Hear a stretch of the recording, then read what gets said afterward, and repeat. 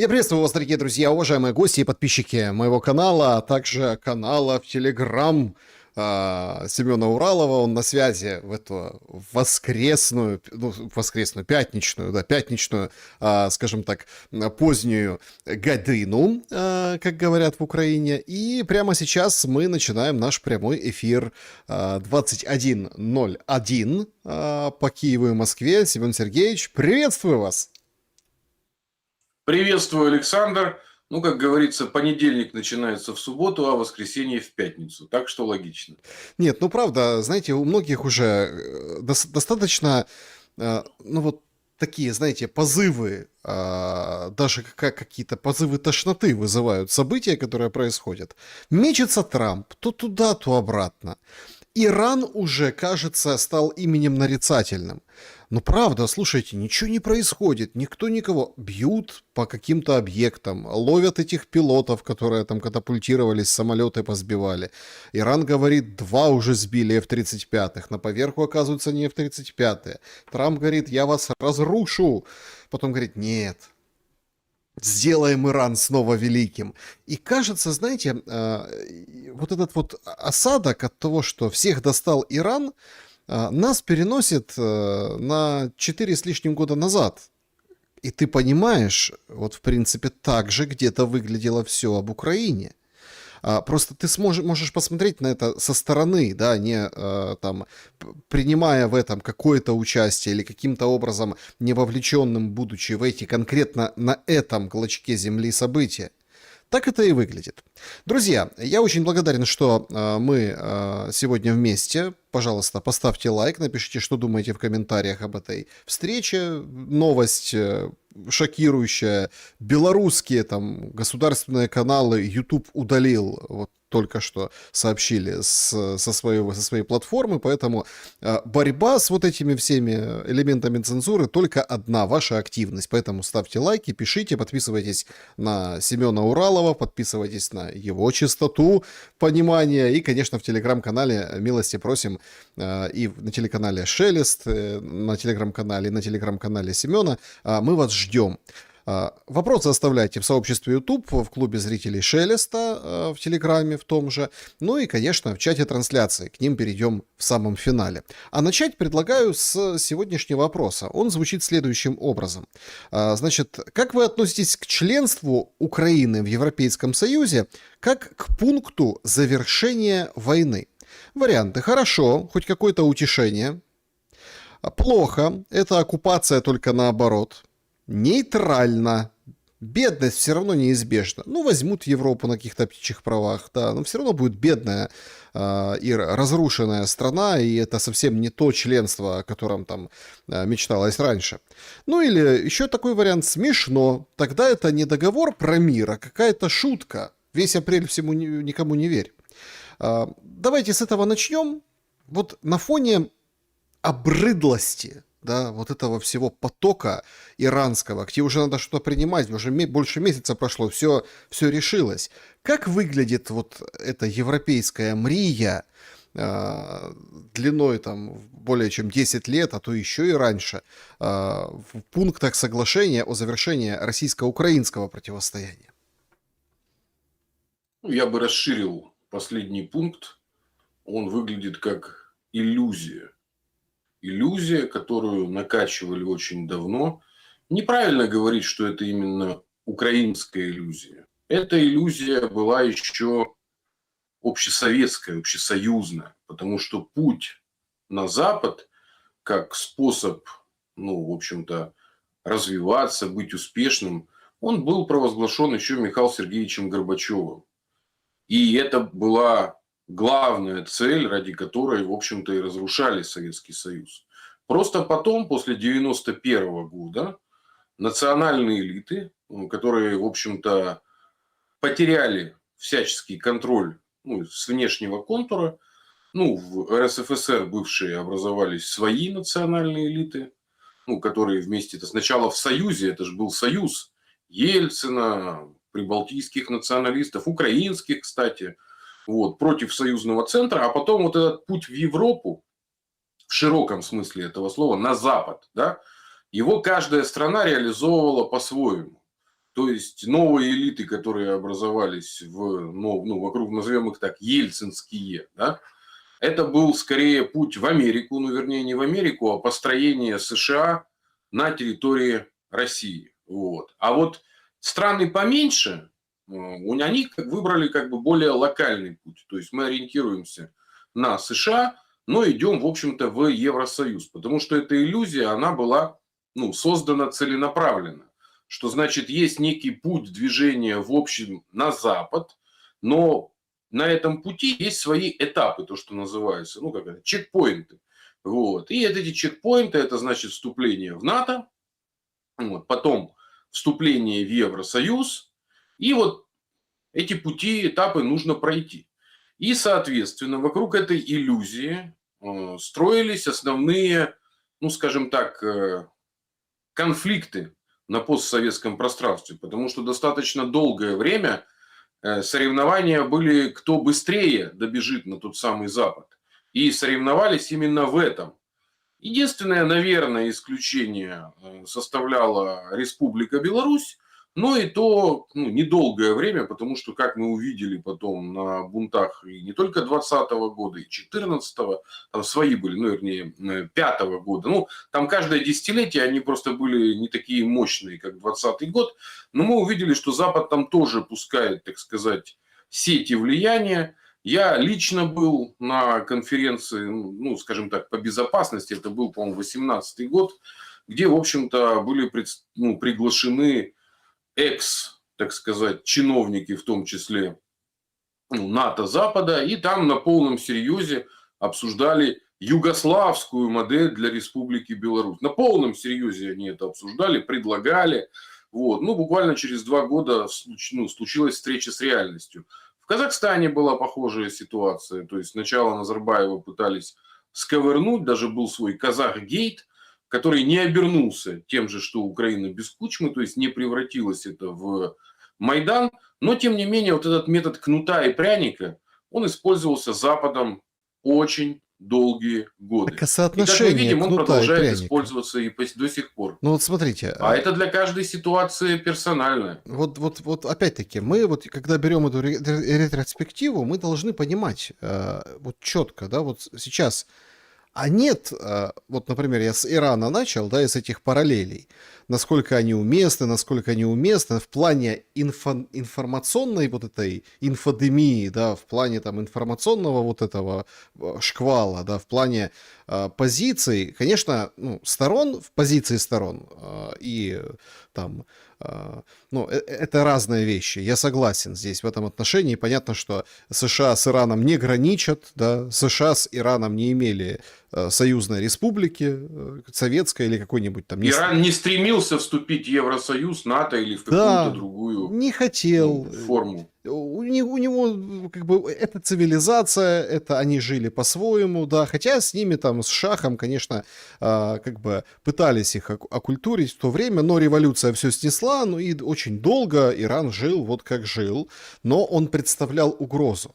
О том, что это ядерное оружие, пробирка Пауэлла, кажется, поняли все, да, после первой бомбардировки в августе месяце.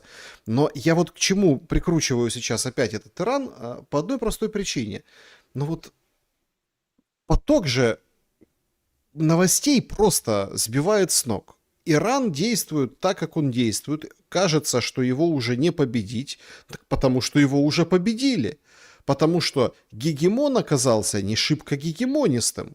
А Израиль вообще дошел за этот месяц до ручки. Он, простите, я согласен с теми людьми, которые сравнивают вот это Бен-Гвира, который показывает камеру для повешения, да, с этими газовыми камерами, то есть нация это народ, которая там угнетенная, истребляемая рейхом во время Гитлера, да, фашистами, нацистами, дошли уже до вот этого и говорят, теперь новое слово террористы, понимаете?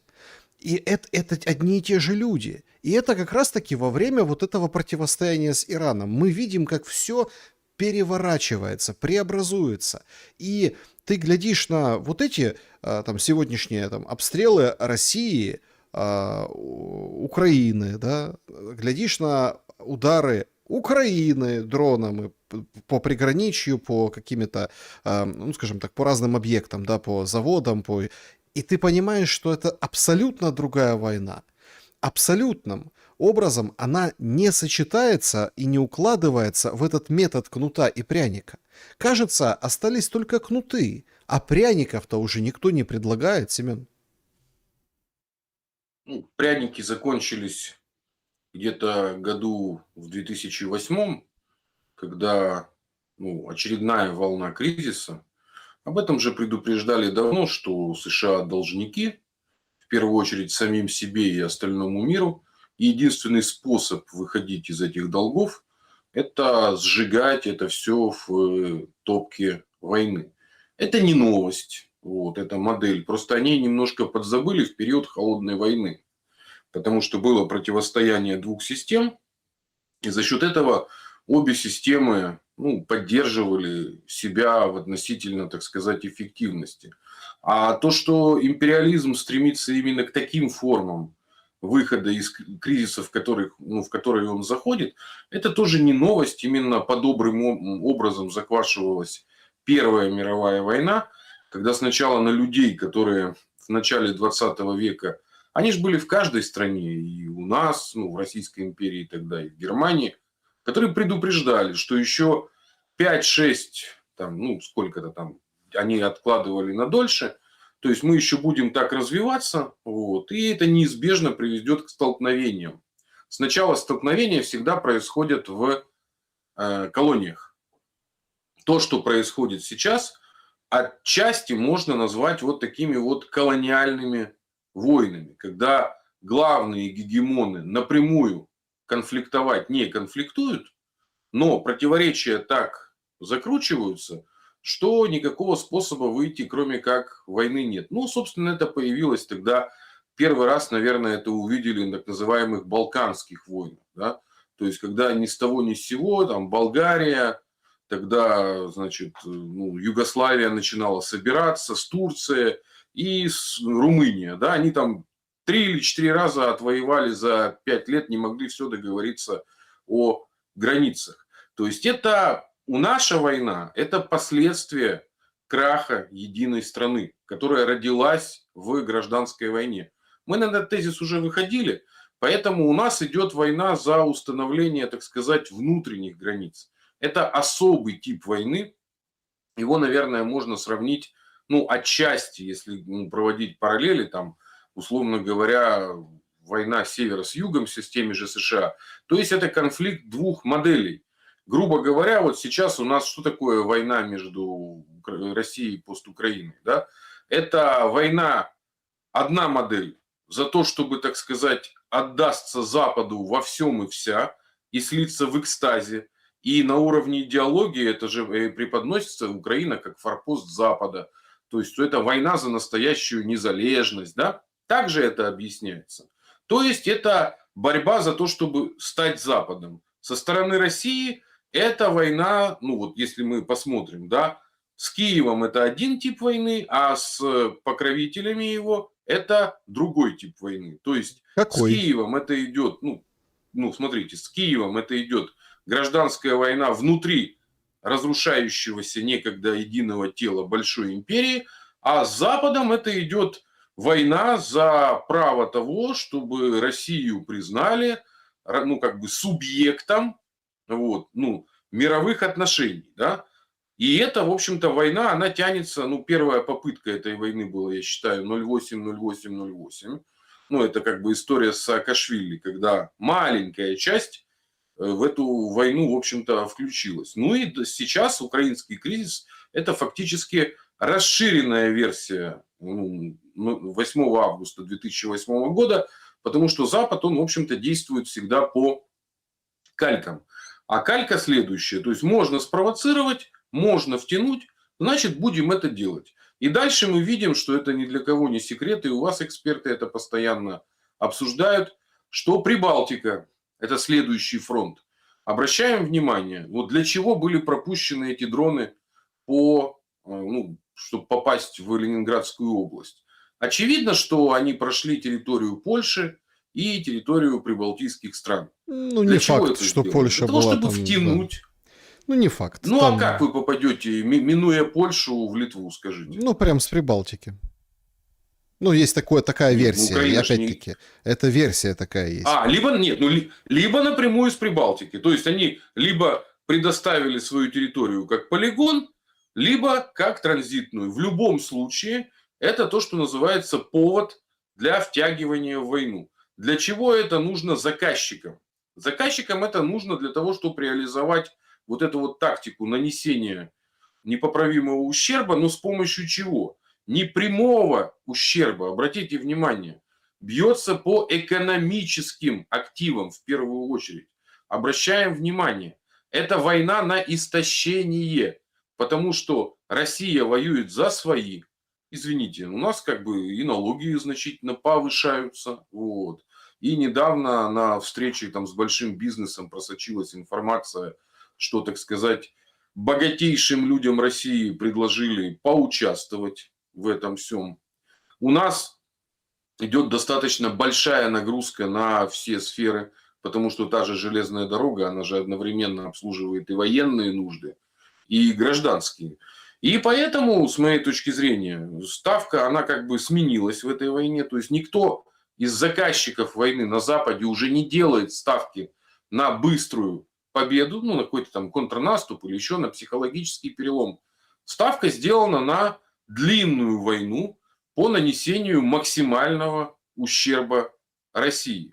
Что касается пост-Украины, в этой ситуации она уже вообще не игрок, потому что экономики-то своей фактически нету, есть только внешние заимствования. Но И с моей смотрите, точки я зрения, то, что...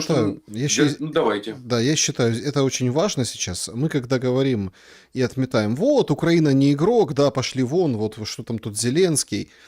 Все смеются над Картополовым, я думаю, тоже вы видели, да, как, почему там не убирают Зеленского, он говорит, потому что он-то, понятно, нелегитимен, но там же мы должны подготовить. Смотрите, России надо заканчивать эту историю быстро. Потому что не только потому, что красные линии там куда-то двигаются, а потому что если мы заговорили с вами об истощении и войну на истощение, которое ведет условно Запад, то, простите, Запад не может запустить по России, например, какие-нибудь баллистические ракеты, собранные по какой-то лицензии в каком-то гараже, названные «Фламинго», или какие-то там бомбы не может запустить по этим же заводам. Не может, потому что это как это, да что, с Польши, там, с той же Прибалтики, да, с той же Румынии, как это, возьмут и полетят ракеты? Нет. А пока есть война в Украине, может. Вот пока есть война, поэтому надо войну в Украине заканчивать, чтобы условно, ну, скажем так, уже воевать теми методами войны, ну, такой холодной, непрямой, или полугорячей, или тепленькой. Понимаете, в чем дело? И тут нужно ускорить этот процесс, потому что от Украины может ничего не остаться. Ну и не надо Западу. Сам факт возможности нанесения ударов, это как приходит к Гордону этот руководитель, ну, этот подшефный Миндича, сбежавшего, руководитель Firepoint, он говорит, 850 километров, мы там уничтожили, мы вообще Фламинго попадали по Орешнику в Капустином Яру, мы будем бить по Москве, будут бить по Москве, будут, соберут эту ракету и будут бить, потому что война идет. То есть, как бы тут тоже нужно взвешивать этот момент. Может, Украина не игрок, но она очень важный фактор. Пока идет война, можно лупить и будут. Смотрите, Украина не игрок в глобальной партии, а в локальной партии вполне себе игрок. Конечно. И с моей точки зрения, пока у нас будут сохраняться какие-то иллюзии о том, что с киевским, ну, давайте будем называть режимом, можно о чем-то договориться, вот, и что его заказчики пойдут на какие-то договоренности, до тех пор, ну, в общем-то, эти иллюзии будут сохраняться. У нас же тоже есть какой-то набор иллюзий, остающихся еще с постсоветских времен. Потому что, ну, элиты же давно друг друга знают. Вот. Тот же, ну, вот как рассказывают, там, сначала СВО, да, там больше всего в шоке были коллеги, которые там с Зеленским в Москве снимали сериалы и не только. Потому что это были очень дружеские отношения. Именно это и характеризует особенность гражданской войны. И именно в гражданской войне, если мы обратим внимание, вот наша самая такая кровавая гражданская война, которая была, это, конечно, начало 20 века. Как разворачивались терроры. У нас же, ну, особенно вот в украинской историографии говорят о красном терроре больше, но был не менее жесткий белый террор. А в Советском Союзе, наоборот, там, ну, как бы о красном терроре так романтически обсуждали, да, а белый террор всячески выпячивали. А на самом деле террора было два. И тот, и другой. И туда втягивались постепенно. Вот постепенно, постепенно. Это видно на природе, например, того же, ну, там, восстания в Петрограде, то, что, ну, революция потом, да, оно вообще достаточно, ну, так сказать, мягко прошло. Выстрелов там были единицы. А уже буквально через год, когда оно перекинулось дальше, на Дону оно уже было другим. Поэтому это, ну, часто называется эскалацией, да, то есть законами эскалации. Ну, вот это втягивание, оно мы наблюдаем, если мы посмотрим еще конфликты гражданских войн, там самые описанные, наверное, в Древнем Риме, как там Сулла власть устанавливал, как тот же Цезарь, ну, за власть боролся. Вот, а у историков у многих это описано многократно. Там тоже разворачивался такой же террор, потому что гражданская война, и что в ней самое страшное, она используется внутри страны элитами для борьбы за собственные привилегии и собственность. Потому что это хороший способ под эгидой гражданской войны заняться перераспределением. И, к сожалению, вот эти законы политической истории, их не обманешь. И, в общем-то, мы видим, как... Ну, давайте рассмотрим пример того же Ермака. Да? Сколько было разговоров, что он устроил, да, там, диктатура. Ну, вот прошло уже сколько моментов с его отставки. Власть сохраняет? Сохраняет. Собственности его что-то угрожает? Не угрожает. Какие выводы можно сделать? Значит, всем можно так действовать, можно уйти безнаказанными. Поэтому, знаете, это как вот Не-не-не, гражданская война вывод своего можно сделать периода. только один. Надо пользоваться услугами вот этой киевской ведьмы Марии Тихой. Она ж как бы к ней пришли и сказали, ну, было? Она говорит, ну, там, ну, было. Ну, сотрудничество имеется в виду у вас с ним. Говорит, так а как вы там, что там, как это все? Говорит, ну, посадили? Нет. Вот вы сейчас точно так же говорите, так, влияние есть, деньги есть, более того, какой-то статус там адвокатский, типа как бы, да, с консервой на будущую политику тоже он сохранил. А там забудут эти все вещи, а потом раз он вынернет, скажет, вот я Ермак, партия Ермака, голосуй за Ермака, понимаете? Ну, то есть работает магия. Ну, это, конечно, Но юмор. вспомните, ну так же было с Левочкиным. Всесильный серый кардинал времен Януковича, еще начинал со времен Кучмы. Он же еще у Кучмы, если не ошибаюсь, был замглавы администрации. Да? И потом, несмотря на то, что его патрон, так сказать, ну и все донецкие свинтили, а он-то влияние сохранил, это особенность власти и собственности мафиозного типа. С этим еще надо вообще разбираться, как это все устроено и как это проросло у нас через все постсоветские республики. Потому что, ну, не зря, помните, которого в Киеве убили, депутат Вороненков, да, если не ошибаюсь, был. Он Мгм. же никакого, ну, который с этой оперной дивой нашей эвакуировался, десантировался в Киев, да. Это же был такого типа решала, вот такой вообще, вот. Но тем не менее в Киеве его приютили. Поэтому вот это взаимное перетекание негодяев, двурушников таких вот, ну, мафиозного типа людей, оно проходило всегда. Там какие-то в 90-е, в нулевые воры в законе отсиживались, наоборот, которые там на Украине накосячили, стекались где-нибудь там на Кавказе, прятались. Особенно кто из диаспор был. Помните, можете, были такие всесильные братья Савлоховы в Киеве в том же, да? Там вот эта система казино, сплит в каждом городе была. Поэтому это, знаете, вот настолько переплетены правящие элиты, которые дорвались до возможности распределять в своих интересах собственность в 90-х годах, что понять невозможно. Ну, вот у того же Коломойского, там, Моском Приватбанк прекрасно работал, по-моему, до 2015 года, пока он там слегка не перешел черту личных уже оскорблений, когда самооблучился пропагандой, когда стал губернатором Днепропетровской области. Они же тогда уже, как они же Путина победили, эти гасконцы, да, ну, вот помните, да, это интересный был такой период, когда вот эти выскочки мафиозного типа объявили себя, в общем-то, уже открыто новыми хозяевами страны. Это же происходило в той же Молдове. Вот посмотрите, интересный факт. Сейчас в Кишиневе судят Плохотнюка. Это некогда всесильнейший олигарх, к которому на поклон ходили, ну, все ходили. Да? Считалось, что он, в общем-то, взял все это под контроль. Это модель, с помощью которой Запад управляет, вот это осуществляет неоколониальную политику. Ну, на уровне формулы это названо, это сукин сын, но это наш сукин сын.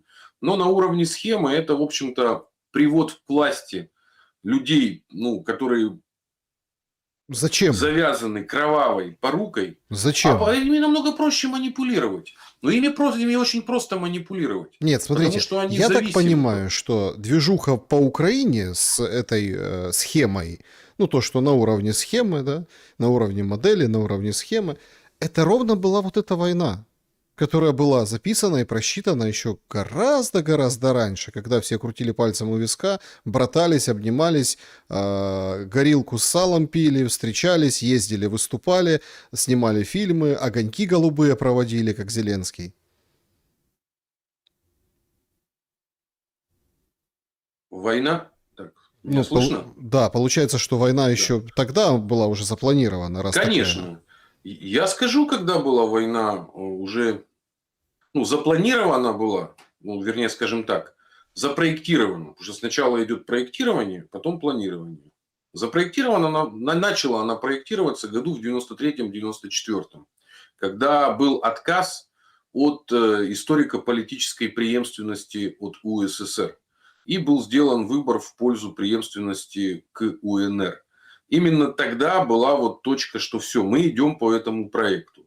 А запланирована она была, в тот момент, когда правящие элиты, так сказать, выбрали уже официальный государственный курс, когда Кучма плюс-минус написал Украину не Россию, вот если бы он написал Украина и Россия, да, вот, то это как бы могло бы пойти по пути, скажем так, белорусскому. Дело в том, что в Беларуси же были такие же события вот до этого 93-94 года.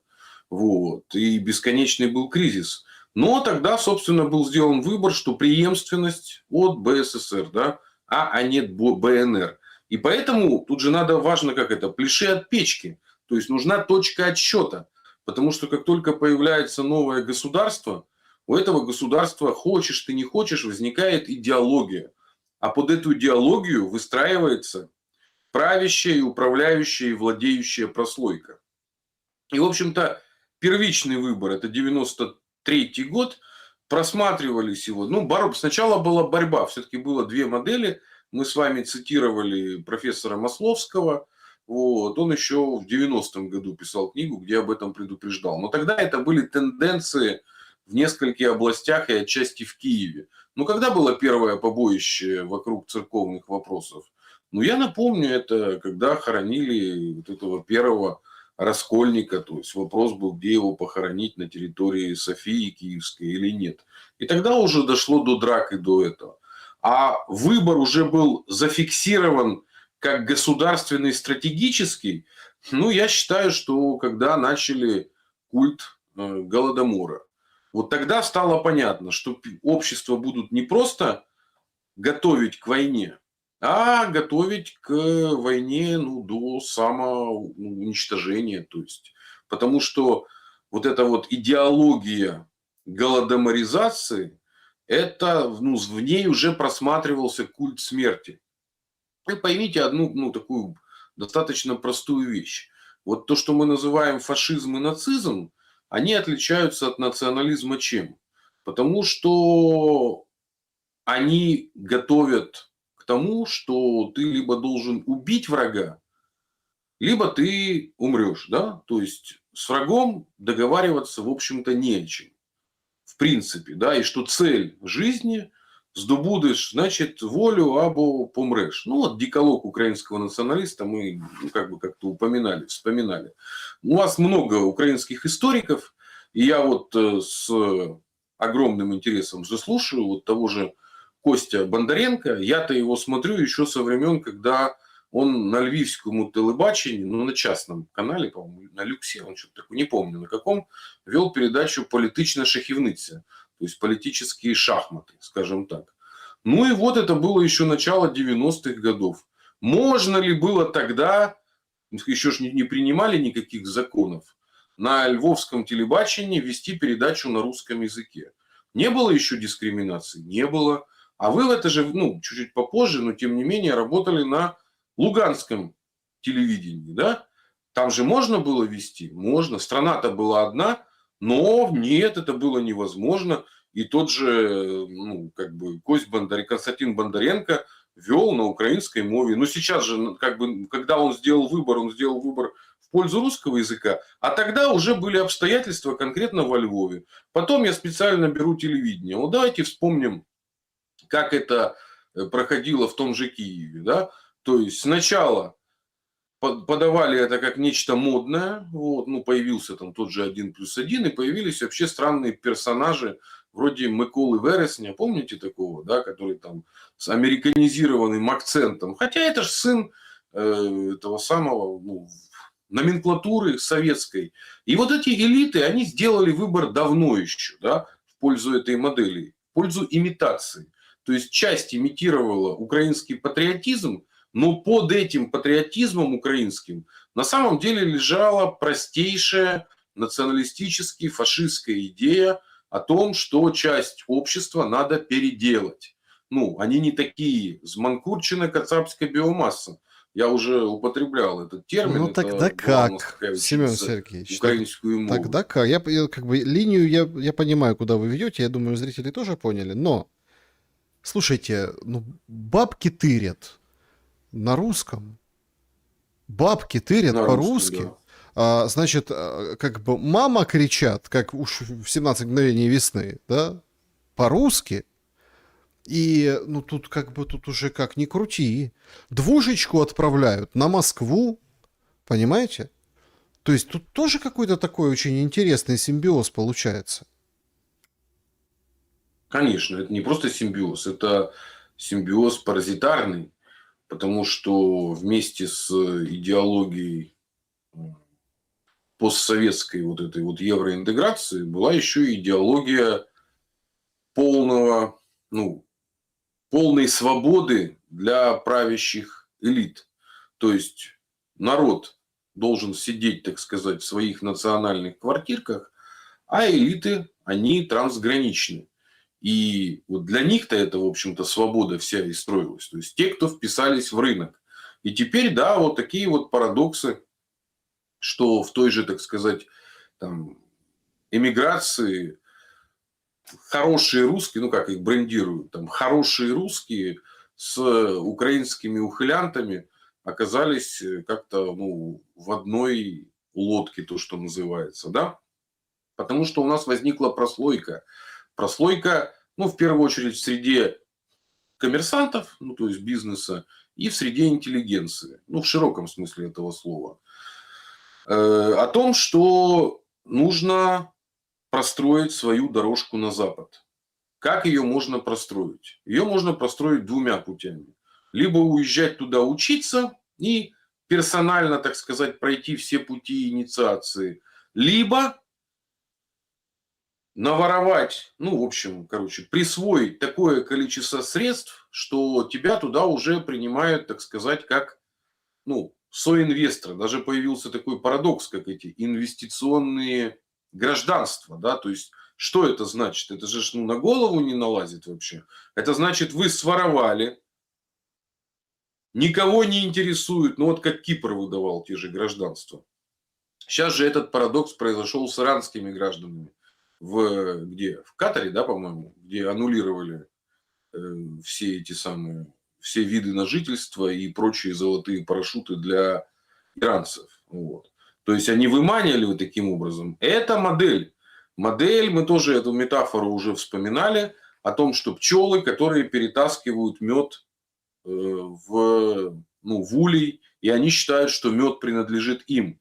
Но рано или поздно приходит этот самый, тот реальный хозяин, да, на пасеку, и все это, есть хорошее украинское слово, бджоляр, да, вот, пчеловод. Он приходит и все забирает, бджоляр.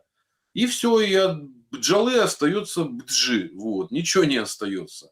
В общем-то, это судьба, которая ждет многих, и еще многим придется себя осознать, как наш Березовский.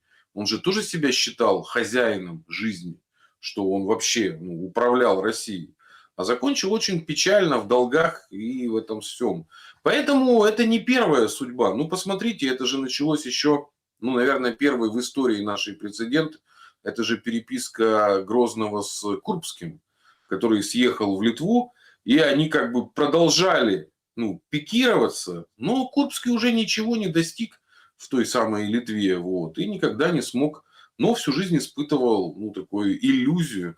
Поэтому эта иллюзия, в том числе у наших элит, и эта иллюзия очень дорого обернется, потому что тоже УПГ 95-й квартал, после того, как они закончат свою, так сказать, вот эту последнюю гастроль, вот, их еще ждет ошкуривание, раскуркуливание, то есть снятие стружки еще и на Западе. Потому что Смотрите, все эти преступления, они фиксируются, и НАБУ и САП, они для того и созданы, чтобы держать всех на вот таком крючке. а можно вот как-то вот мы с вами, я сейчас немножко в сторону, да, ну очень коротко, очень ненадолго, потому что я хочу прийти к какой-то общей точке. Она важная, на мой взгляд, в плане дальнейшего развития событий.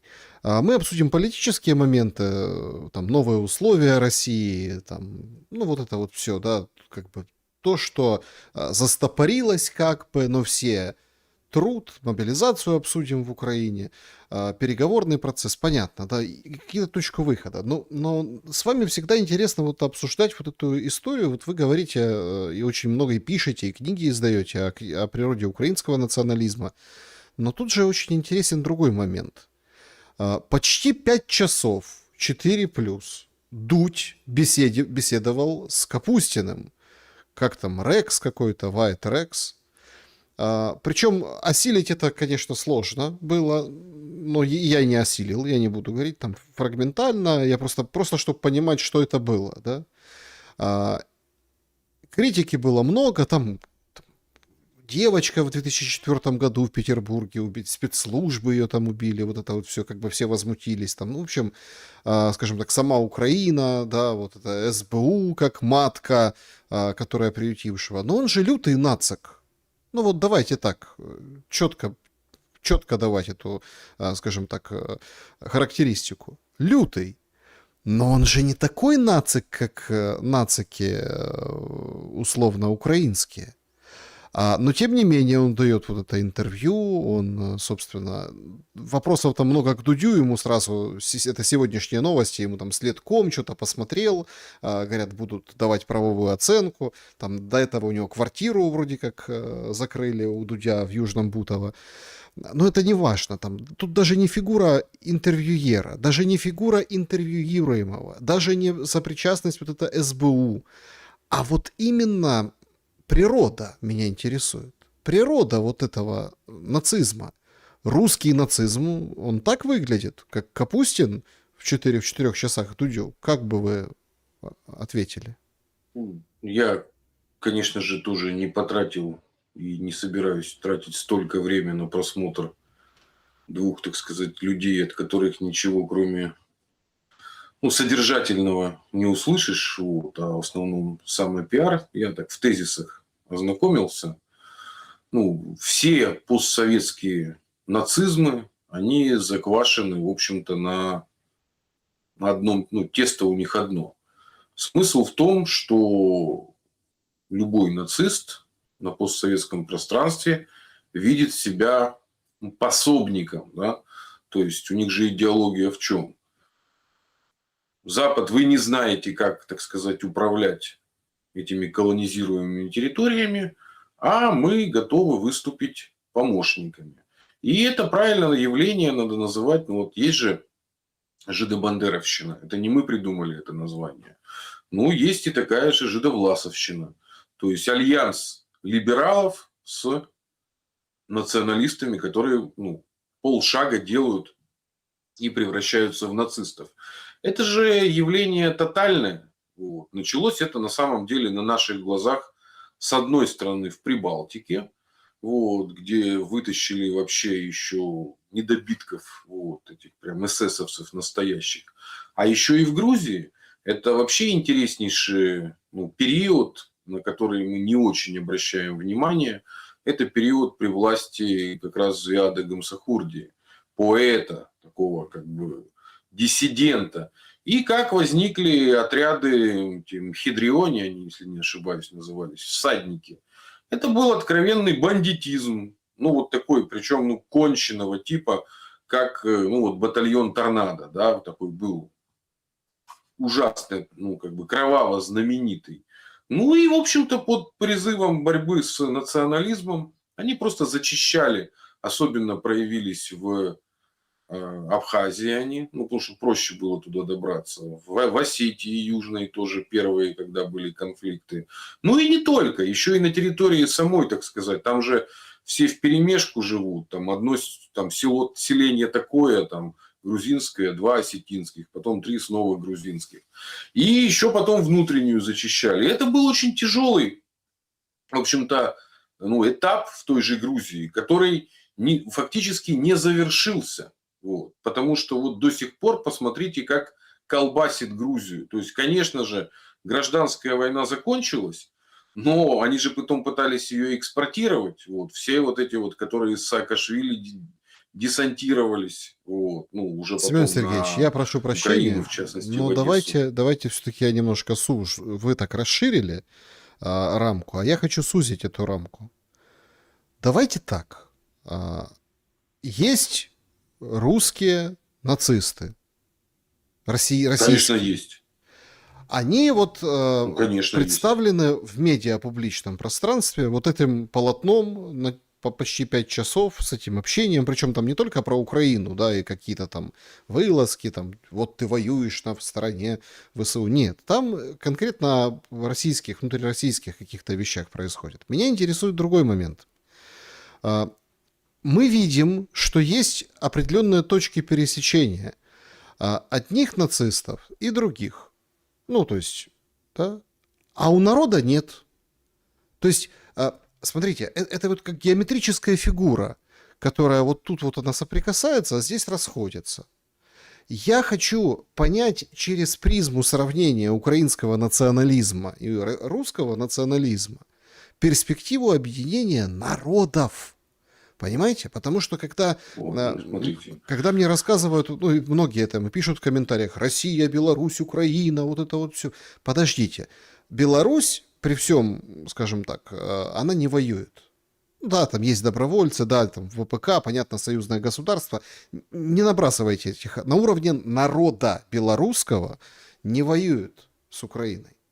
А вот украинские и русские народы воюют. Зеленский постоянно, он на украинском говорит, а слово «русские» говорит по-русски. То есть, как, понимая вот природу одного и второго национализма, свести вот эту формулу к какому-то объединению? Объединению, ну как, примирению. Смотрите, есть тут два пласта, я вижу. То есть пласт первый – это то, что можно назвать пропаганда ненависти и насилия. Когда пропаганда ненависти и насилия становится государственной политикой, то пиши пропало. Надо либо менять государственную политику, либо тут как бы ты никак эти государственные политики не состыкуешь. А есть еще то, что называется ежедневная практика общественная. И тут я просто тоже приведу пример моего любимого Приднестровья. То есть, посмотрите, когда прекратились, так сказать, боевые действия, и Кишинев на уровне государственной политики отказался от прямой агрессии против Приднестровье, но это связано было с приходом к власти Воронина, коммуниста, ну, который тоже свой брык сделал, да. Но именно в этой части, то уже буквально через 2-3 года, ну, все общество плюс-минус начало, ну, как-то коммуницировать между собой. Давайте обратим внимание, как это было с Крымом. Ну, это смотрите, Крым наш случился, да, на Украине произошла там своя истерика, вот, даже ЛЭП рубанули, поезда там отключили, но уже к 16-17 году это было такое количество автомобилей, я уже видел из всех регионов Украины, спокойно приезжали, переоформили собственность, как, кстати, как и Зеленский же сделал, да, он же перерегистрировал свою ялтинскую квартиру, и многие-многие другие вещи. То есть, смотрите, говорить о народе – это слишком большое обобщение, да, я бы говорил об обществе. И вот если вернуть оба общества в относительно нормальное состояние и позволить, ну, тому, чтобы спокойно возвращались к своему состоянию горизонтальные связи внутри общества, год-два, как вот я рассказывал на примере вот наших новых и сверхновых регионов, вот человек все сезоны проживает, то есть, грубо говоря, как только появятся снова прямые рейсы Москва-Одесса, как это было в 2013 году, их было 7 штук в сутки, из них 2 это были украинские авиакомпании, а 5 летали российские. Понимаете, 7 рейсов в день. Ну, естественно, была глубокая интеграция у тех, кто, ну, не все могли себе позволить, да, но в целом, ну, машин на Дерибасовской и на Екатерининской было с московскими номерами больше, чем местных. Летом 2010-2011 года я сам свидетель. Вот. Но для того, чтобы обществу позволить налаживать свои традиционные горизонтальные связи и возвращаться в нормальное состояние, нужно прекратить политику натравливания одной части общества на другую часть общества. Тут же понимаете, в чем трагедия эта украинская заключается. Не только в войне с Россией. Она заключается еще в трагедии, что пропаганда шла войны внутри Украины. Но ведь это же, ну, легендарная «Не ссы в подъезде, ты же не Донецкий». Это же когда? Это 2004 год. Я напоминаю. То есть вот это главное остановить. Ведь смотрите, у нас, ну вот простой факт. Вот смотрите, жалуются на фильтрацию граждан Украины в Шереметьево. Да? Вопрос. А где фильтруют граждан России, которые стремятся в Украину? И есть ли вообще такие? Ну, нет же таких. С чем это связано? Это связано с тем, что в России, ну, для даже государства российского, украинское общество в целом не враг. Но и в нем нужно выискивать, так сказать, ну, вражеские элементы. И когда это началось? Это началось после терактов. Ну, именно тогда это произошло. А может ли россиянин попасть сейчас на Украину, не став таким, как вот, которого вы цитировали, этого террориста и нациста? Ну, то есть, россиянин может попасть на Украину сейчас только при условии, что он присягнет самым-самым отмороженным. А гражданин Украины, выходец из Украины, может попасть в Россию, если он пройдет, ну, вот эти вопросы о лояльности. Ему не требуют, чтобы Ну, он то есть становился тоже, там подождите, ультрапатриотом. то есть тоже присягнет другим отмороженным? Присягать не надо. Ну, нет. Ну, Зачем? Тебе никто не подождите, требует присягать. нет, на территории Российской Ну, хорошо, вот Федерации... скажите мне, Стойте. где на Украине проводят фильтрацию россиян и куда они едут? Есть ли вообще такие? Нет, ну едут, вступают, пересекают, ездят, понимаете. Ну. То есть тут, понимаете, тут чисто такой у меня ответ, ну, как бы, чтобы понятно было. А что Украина освободила? Ну, вот так вот взяла и освободила. Например, взяли, например, и освободили какой-то город. И жители, которые там уехали, оказались на российской стороне, говорят: ой, елки-палки, я домой поехал, там у меня квартира, там у меня, ну, жизнь. И я такая, как бы, и взяли такие и ищут пути. Вы говорите о запросе, которого нет. Но россияне едут, в Украину в том числе. Да, они должны присягнуть. Но получается, что и украинец должен присягнуть, который с Европы, например, сидел там 4 года. Это же жуткие истории, вы знаете о них. когда абсолютно человек аполитичный, ну, но его там за какой-то контакт в телефоне, который там оказался чьим-то, непонятно чьим, когда-то вообще, а бабушка сидит и смотрит, откуда у меня контакт этот, а кто это? Ну, то есть, и все, до свидания, разворачивают. На 50 лет лупить вот эти запреты. На 50 лет, это как? Ну как? Это издержки того, что не надо сильно долго было сидеть в Европе. Я об этом предупреждал, ну как, А где когда? В сидеть? Подождите. 2023 В году. Европу поперлись, потому что давали денежку, давали поддержку, давали хатынку. А многие, я честно вам скажу, я знаю многих людей, которые в Украине не получали таких денег никогда, работая там бюджетниками или какими-нибудь, ну там просто рабочими. А тут они поехали, а им там пособие, а им там джоб-центры, а им там еще... И до сих пор это так и есть. И до сих пор, если открыть, или там люди пытаются сбежать, потому что... Нет, а зачем тогда ехать в Россию? Так вы говорите, не надо Ну, задерживаться в я-то Европе. исхожу из того, что... Ну, я-то исхожу из того, что нужно самоопределиться было уже очень давно. Нет, человек ищет где Вот, и лучше. выбрать сторону. Это Лучше. так не работает в этих условиях. Ну, так не работает в этих условиях. Почему? Ну, что значит лучше? Ну, лучше чего? Лучше это, знаете, вот очень подобный выбор сделали, например, многие одесситы политизированные. Я же многих знал после 2 мая 2014 года. Ну, фамилии я, естественно, конечно же, никаких называть не буду. Говорили, да рассосется, да как-то оно будет. Вот. Я пытался объяснить, нет, это убийство в том числе ритуальное. Вот. Оно нужно.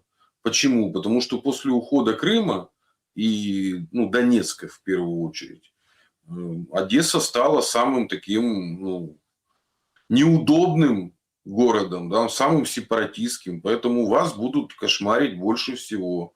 Ну, часть занимала позицию типа «я никуда не уеду, это мой край». Ну, сейчас как бы сиди, ныкайся. Понимаете, это же ужас гражданской войны.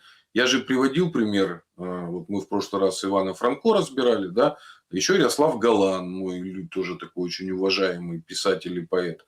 Но вот он почему-то оказался, будучи подданным Австро-Венгрии, вот, он почему-то оказался в эвакуации в Ростове-на-Дону. Понимаете, вот так вот выбор его сделала мама, потому что отец у него был узником, я не помню, или Талергофа, или Терезина, ну, то есть одного из первых концлагерей для русинов. Вот. А мама уехала в Ростов-на-Дону.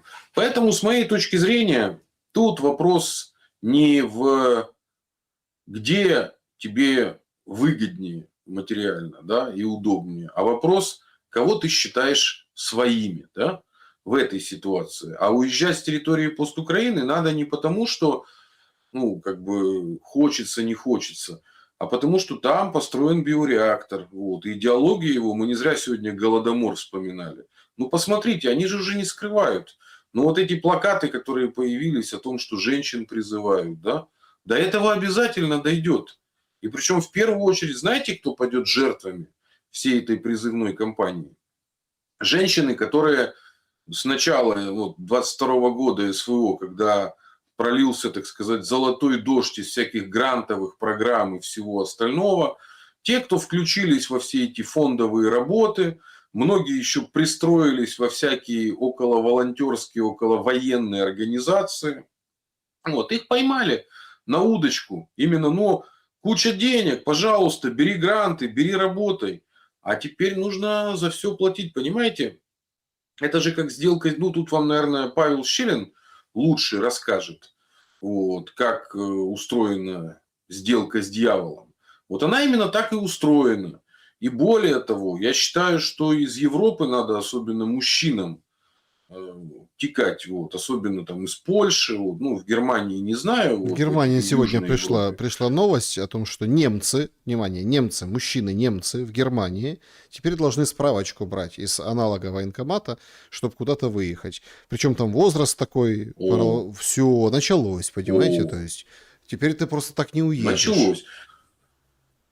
Поэтому это страшная на самом деле история. Тут, наверное, надо перечитать всем наследие Эриха Марии Ремарка. Мы больше знаем, три товарища эти, а у него, например, еще есть там «Ночь в Лиссабоне».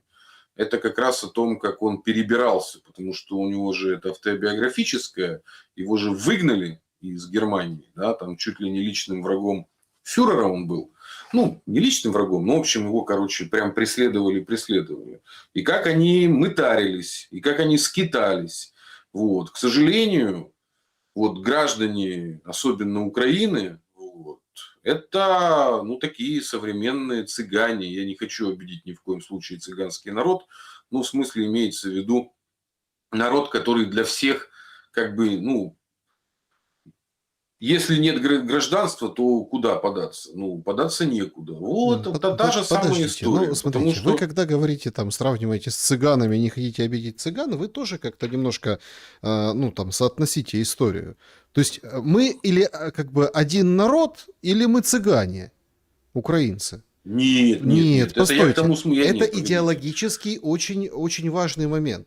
Потому что у нас получается какая-то Нет, разорванная реальность. У нас есть русский... Я просто свожу, ну, в одну точку, в то главное, о чем мы хотим сегодня поговорить, о каком-то будущем примирении после военном каком-то обустройстве каких-то отношений, а война-то закончится. Я не верю, что это будет 2 года, 3 года. Сейчас вон денег нет, уже все сыпется. Вон разрыв кассовый на конец апреля. Добрый вечер. То есть уже будут без зарплаты, короче. Я к чему это веду? Почему мы с вами тут дискутируем? Вы говорите, надо выбрать сторону, а я говорю, что ну, там, война тяжело, а европейцы помогли и дали, и обеспечили, и лучше, чем было до войны в Украине некоторым людям. и еще дадут. И еще дадут. Ну так смотрите, если не будет денег, то вот это и вся война, понимаете? Она схлопнется, свернется, она как раз-таки и перейдет в этот режим, что будут пулять друг в друга вот это вот, да и все.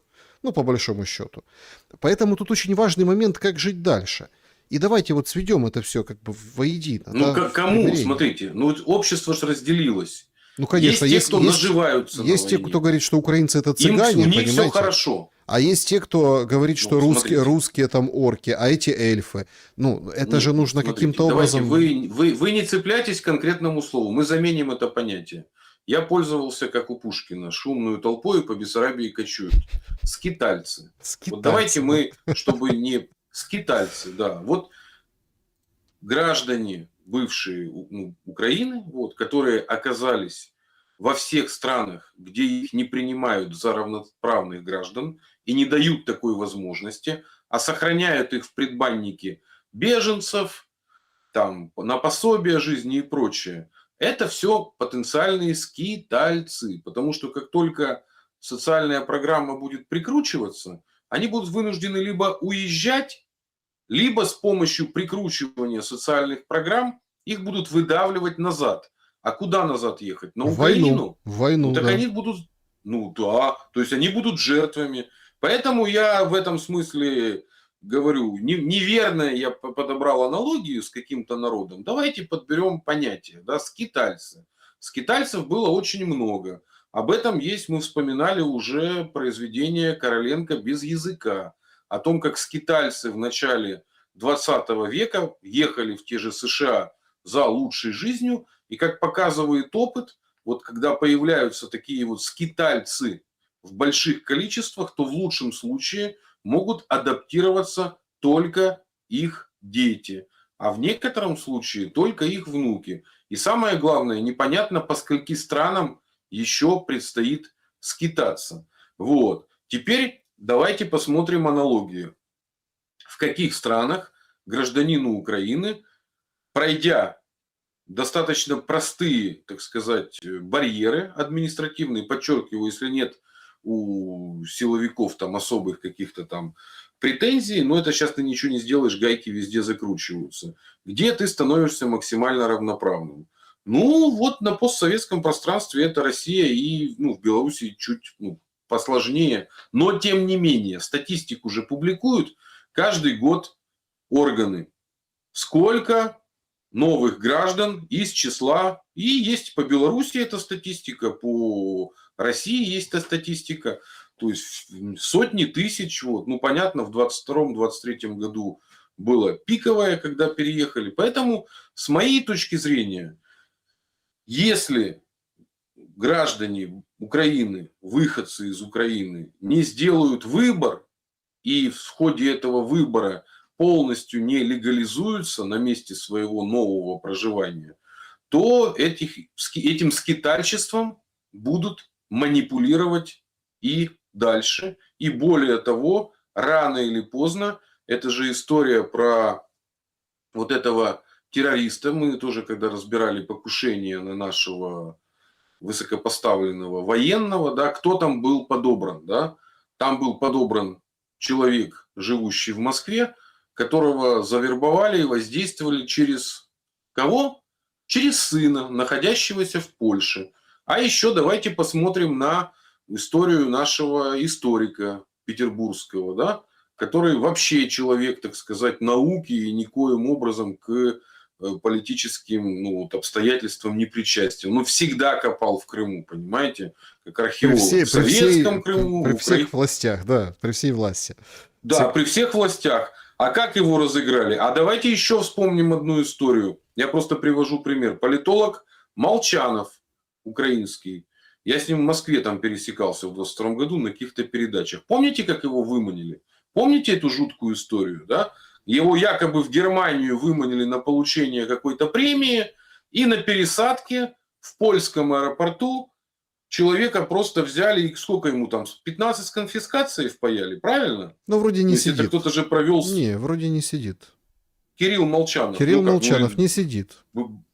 Ну, вот так. Всех сдал и не сидит. Ну, это последняя информация, которая была, которую мне рассказывали. Не буду там утверждать. Я опираюсь на данные из открытых источников. Ну, значит, если всех сдал, то это тоже, знаете, такой ошибка и грех, что непонятно. Но, тем не менее, выманили, ну, и польские спецслужбы помогали в этом. Имеется в виду, пошел на сотрудничество. А куда ему? Конечно, пошел. Ну, в общем, вроде как не сидит. Но это так, это говорят злые языки. Не буду я врать, а тем более там... Не желаем никому сидеть. Нет, ни в тем коем более образе. При такой подставе. А первую подставу я напомню. Вспомните еще дело так называемых 33 богатырей или дело вагнеровцев в Беларуси. Это еще до СВО. Как пытались в темную использовать, и как быстро вскрылось, что хвост торчит из Киева.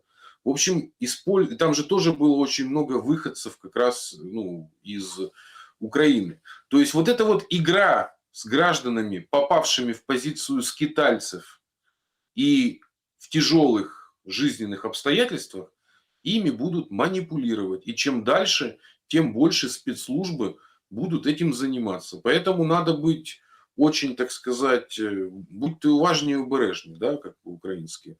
А тем более, как мы уже с вами вспоминали, что теперь еще женщин пытаются в этот биореактор заманивать.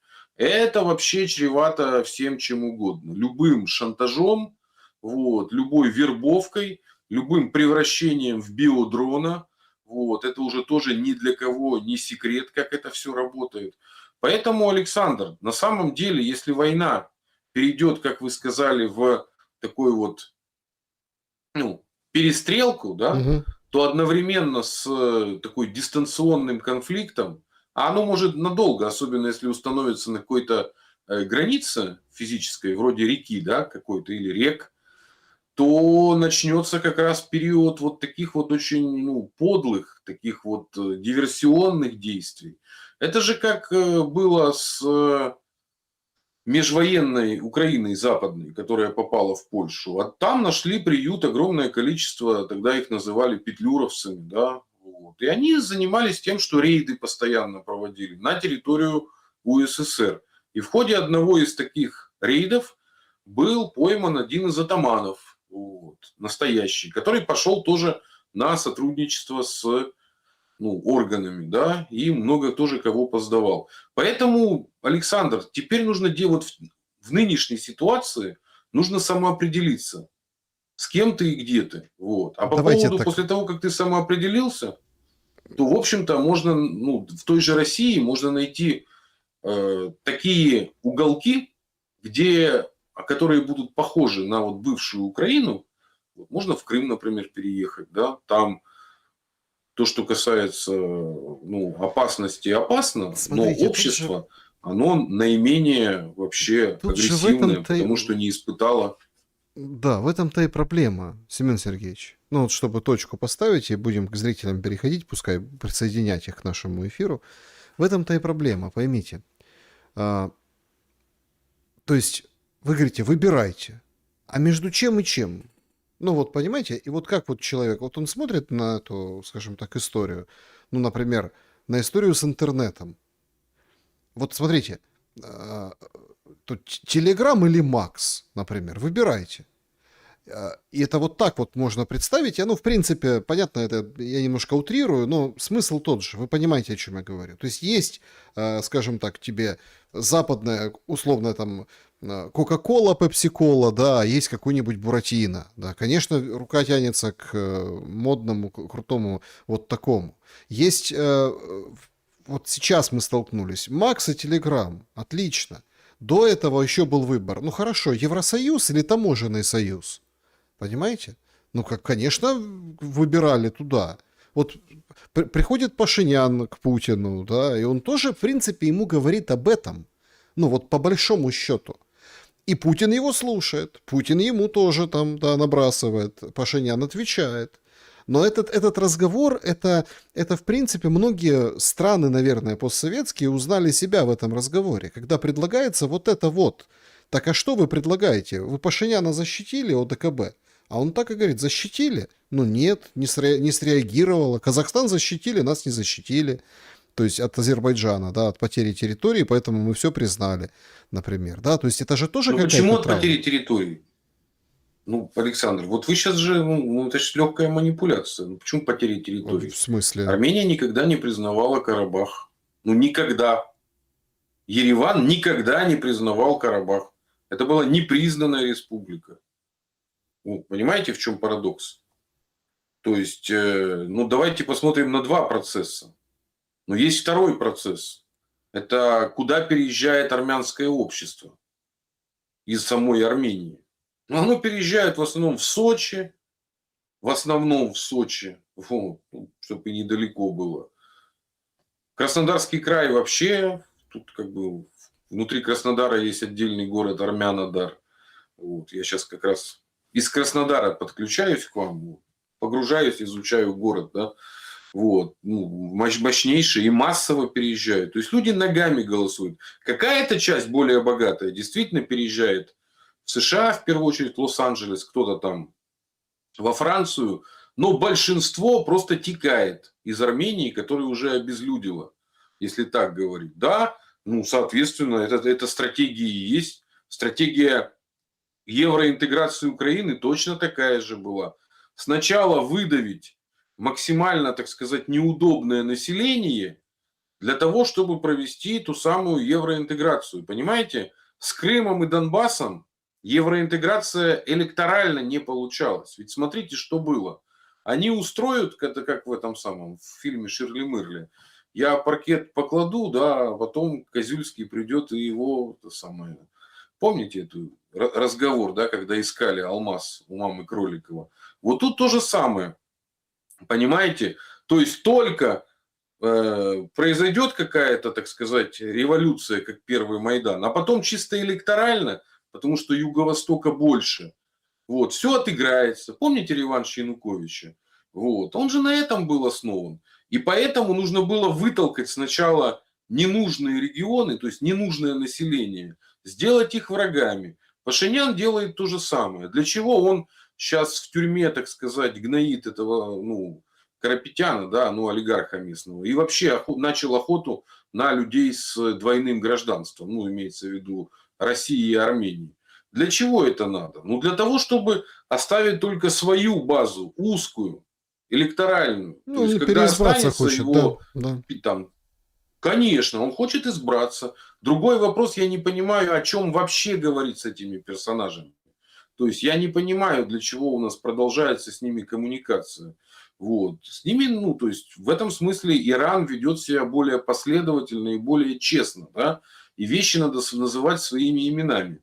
И у Пашиняна такой же режим, который имеет по своему, ну, вот его происхождения ничем не отличается от режимов украинских. И на самом деле и Гитлер приходил, любой режим, который начинает противопоставлять часть населения другой части населения, он стремится к тому, чтобы стать фашистующим в той или иной форме. И это неизбежно, потому что иначе власть они не могут удержать. Потому что, смотрите, есть два типа легитимности власти. Мы это тоже в какой-то одной из бесед обсуждали. Первый тип легитимности – это выборы, так сказать, как присяга. Это то модель, которая реализована там в России, в Беларуси, в Китае, в КНДР. Вот. Много где она реализована. А вторая модель выборов – это выборы как конкуренция. Ну, то есть, типа соревновательная власть. Но, как показала история, еще начиная с прихода к власти Адольфа Гитлера, что в условиях этой конкуренции всегда есть шанс, что придут самые, так сказать, отмороженные именно с правого фланга и под видом конкуренции, в общем-то, займутся террором вот, по отношению к остальным группам. Ну, знаменитое выражение, что сначала пришли за коммунистами, я молчал, и так далее, когда пришли за мной. Вот Пашинян сейчас, грубо говоря, это Ющенко в 2007-2008 году, но не растерявший популярность в пользу Тимошенко. Да, ему кровь из носа нужно еще сохранить власть. И он ее сохраняет точно так же, как это делал, в общем-то, Ющенко, но у него есть больше шансов, потому что у Пашиняна за спиной не дышит, так сказать, своя Юлия Тимошенко. Вот в этом разница. А да, Армения сейчас находится где-то, как Украина находилась в 2007-2008 году. Да, значит, друзья, давайте подведем итоги нашего сегодняшнего голосования. Всем большое спасибо за то, что проголосовали, и будем переходить к вашим вопросам. Как вы относитесь к членству Украины в ЕС, как к пункту завершения войны? 9% хорошо, хоть какое-то утешение. 24% плохо, это оккупация, только наоборот. 28% нейтрально, бедность все равно будет неизбежна она. 39% смешно, тогда это не пункты договоренности, а какая-то шутка. Что скажете? Рациональное мышление аудитории большинства, оно, в общем-то, не может не радовать. Но шутка не шутка, это морковка, которая, как в карикатурах, которую перед осликом давно повесили. Просто кому-то приятно обманываться. Ну, тоже, как нас учит классик, меня обманывать не надо, я сам обманываться рад. Так что радует рациональность аудитории. Так, поехали, вопросы. Значит, тут зритель из Одессы, вопросов нет, порицания есть, потому что я обратил внимание, что у вас негативное отношение именно к украинским беженцам в Европе. В Европе 80% беженцев — это женщины и дети. И женщины эти в большинстве своем уже спрыгнули с социальных программ и работают. И никто их в Европе, так сказать, не щемит. Более того, хочу вас уведомить, что народ украинский образованный, интеллигентен и работящ. И еще раз повторюсь, 80% беженок из Украины работают. Акцентирую внимание, женщин, и негоже мужчине так о женщинах. Ну, по-одесски вас так, скажем так, ну, когда вы хулите украинских беженцев. Во-первых, тезиса о том, что не работают, не было. Никто не спорит с тем, что работают. Я говорю о равноправии. То есть их никто не спешит сделать равноправными. Да. Все-таки держат на каком-то крючочке, понимаете? И постоянно вот это 27-й год они теперь все, ну, все ждут, да, то есть 27-й год, а что будет? А там продлят, не продлят, а если не продлят, это что, надо ехать, а куда? Ну, то есть такие моменты. Алексей, о чем и речь? Алексей, сейчас задает вопрос. Сейчас почти вся мобилизация происходит с помощью принудительной бусификации. Часть сбегает с учебок. А каким образом все-таки значительная часть в итоге соглашается идти на фронт, на самый передок? Как людей уговаривает идти в штурмовики? Ваше мнение? Я считаю, что никто никого не уговаривает. Просто армия – это такая, ну, скажем так, культурная, не просто уже среда, да, то есть это целый институт, который, в общем-то, за несколько тысячелетий на том и построен, чтобы человека, ну, в общем-то, встроить в любую ситуацию. Но у нас даже наш великий ученый Ломоносов попал, так сказать, в прусскую, ну, в каком-то из княжеств. Вот, хотя он совершенно не желал, но потому что он был очень высокого роста, он попал там по разным версиям. То ли его там подпоили, то ли обманули. И, в общем-то, попал чуть не, как сказать, забрили его. Да? Вот. Поэтому это технология, где тебя вообще не спрашивают. Но, опять же, я могу на что ориентироваться? Я не военный эксперт. На показания военнопленных, которым удалось сдастся. У нас их достаточно много. Вот. И чаще всего у нас акцент в допросе военнопленных, вот, ну, он о том, как ты попал туда. Да? И чаще всего ну, следующее свидетельство. Нас куда-то отвезли, чуть ли не сказали, что мы будем там траншеи копать, высадили, сказали, держите. Ну, какой-то там опорный пункт и все. И офицеры исчезли. То есть фактически эта технология живого щита, она доведена до, в общем-то, совершенства была, особенно, ну, это знаменитые факты, это, кстати, даже в книге «Трудно быть Богом», в книге, не в фильме. Вот, с этого, в общем-то, и начинается, о том, как нашли прикованного, ну, скелет, вот, прикованного к пулемету фашиста, да, для того, чтобы стоял насмерть, никуда ты не денешься. У нас это в фильмах тоже показано, как там снайперы где-то в кукушке или в каком фильме, боюсь соврать. Вот. Это известный фактор. Вот так и действует, потому что человек, он в этом смысле лишается всяческой воли, а особенно, ну вот вы себя представьте, когда вы оказались в неизвестном тебе месте, ты ж не знаешь ни ну, географию, никуда идти, куда бежать, что делать, понимаешь? Ну, вот что человеку делать? Ну, тоже есть последние сообщения, что увеличилось количество обращений родственников, тех, кого бусифицировали. Они сами ищут выходы на уже российские спецслужбы для того, чтобы сообщить, что если что, ну, как бы, как сдаваться, ну, начинают как-то узнавать, помогать. Но, к сожалению, вот эта машинка по принуждению к, так сказать, чему? Влиться в ряды ВСУ, она не то, что не останавливается, она, ну, вот у вас же собеседник тоже, добрый мой старый знакомый Михаил Павлев, он же объяснил, что Киев распаковали как консервную банку. То есть столицу до последнего не трогали. Вот. Почему не трогали? Ну, с одной стороны, потому что не хотели создавать общий негативный фон, потому что важно, что столица, а с другой стороны, это была в том числе и такая своеобразная ловушка, Заначка, потому заначка, что да. все, да, и заначка, и ловушка, все старались смыться в Киев, там сверхконцентрация, но это как, знаете, как рыбу прикармливают, да, то есть не обязательно сразу ее начинать ловить. Мгм. Профессиональные рыбаки месяцами прикармливают рыбу, да.